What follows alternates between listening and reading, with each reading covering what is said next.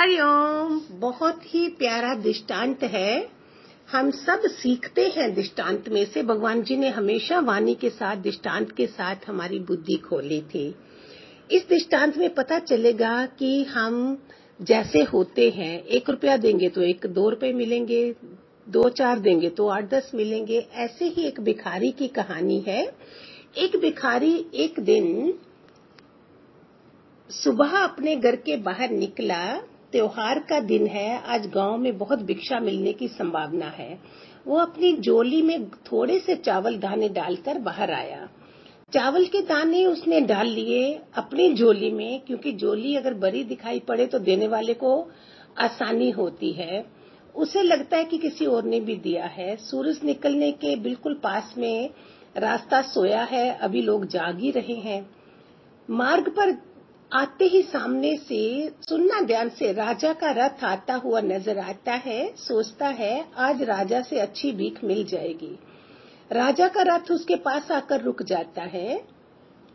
उसने सोचा धन्य है मेरा भाग्य, आज तक कभी राजा से भिक्षा नहीं मांग पाया, क्योंकि द्वारपाल बाहर से ही लुटा देते हैं, उसको बोलते हैं अंदर नहीं आना है। आज राजा खुद ही मेरे सामने आकर रुक गया है। वो हैरान हो रहा है कि आज राजा मेरे सामने आकर रुक गया है। उस भिखारी ने ये सोच ही रहा होता है, अचानक राजा उसके सामने एक याचक की भांति खड़ा होकर उससे भिक्षा देने की मांग करने लगता है। राजा कहता है कि आज देश पर बहुत बड़ा संकट आया हुआ है और ज्योतिषियों ने कहा है इस संकट से उबरने के लिए यदि मैं अपना सब कुछ त्याग कर एक याचक की भांति भिक्षा ग्रहण करके लाऊंगा, तभी उसका उपाय संभव है। तुम आज मुझे पहले आदमी मिले हो, इसलिए मैं तुमसे भिक्षा मांग रहा हूँ। सुन रहे हैं ध्यान से? ये शायद अगर आपने सत्संग में सुना हो, मैंने तो सुना था ये स्टोरी, और बाय चांस याद आ गया कि क्यों ना आपके साथ शेयर किया जाए। यदि तुमने मना कर दिया तो देश का संकट टल नहीं पाएगा, इसलिए तुम मुझे भिक्षा में कुछ भी दे दो। राजा तो थोड़े चावल के दाने लेके निकला था ना। भिखारी तो सारा दिन, सारा जीवन मांगता ही आया था, कभी देने के लिए उसका हाथ उठा ही नहीं। सोच में पड़ गया कि ये आज कैसा समय आ गया है, एक भिखारी से भिक्षा मांगी जा रही है और मना भी नहीं कर सकता।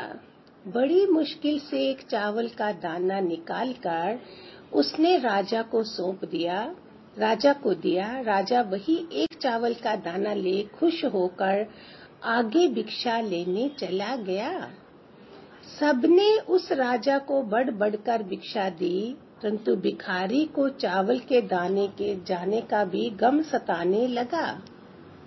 वेरी इंपॉर्टेंट, ध्यान से सुनेंगे तो शायद आप लोगों को समझ आ जाएगी। हर दृष्टांत में से हमारी बुद्धियां खुलती हैं, विच इज वेरी इंपॉर्टेंट। जैसे तैसे शाम को वह घर आया।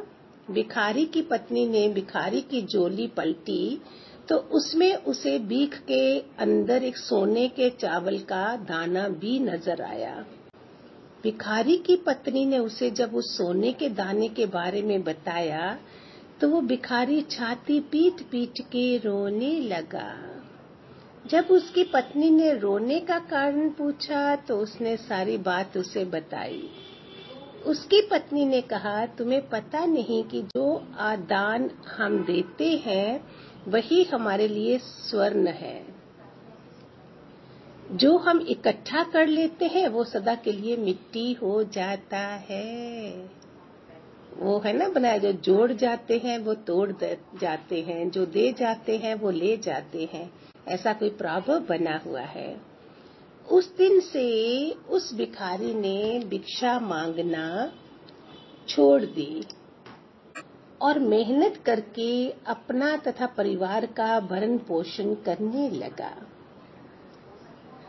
जिसने सदा दूसरों के आगे हाथ फैलाकर भीख मांगी थी, अब खुले हाथ से दान पुण्य करने लगा।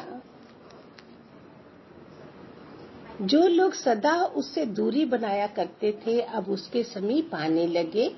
वो एक भिखारी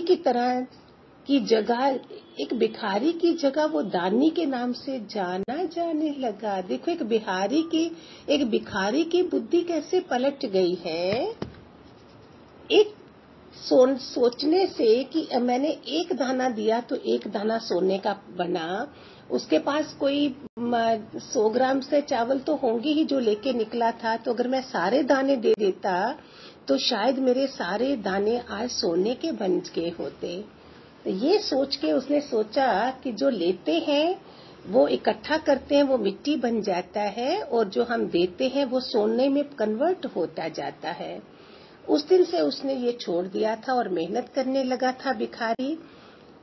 तो इससे हमें क्या शिक्षा मिलती है कि जिस इंसान की प्रवृत्ति देने की होती है, जो स्वभाव हमारा देने का होता है, उसे कभी चाहे ज्ञान यज्ञ करें, चाहे कोई भी यज्ञ करें, ज्ञान देने से भी बढ़ता है। खाली वो भिखारी थोड़ी ना हम दान पुण्य करते रहेंगे। ज्ञान दान, हे अर्जुन, ज्ञान दान बहुत बढ़िया है। सब दानों से, यज्ञों से ज्ञान यज्ञ बहुत बड़ा है।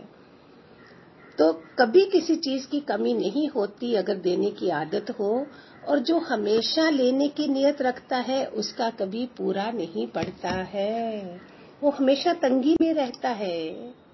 तो इतना प्यारा दृष्टांत है। भगवान करे हमारी बुद्धियां खुले और समझ आए हमको। ठीक है, हरिओम हरिओम।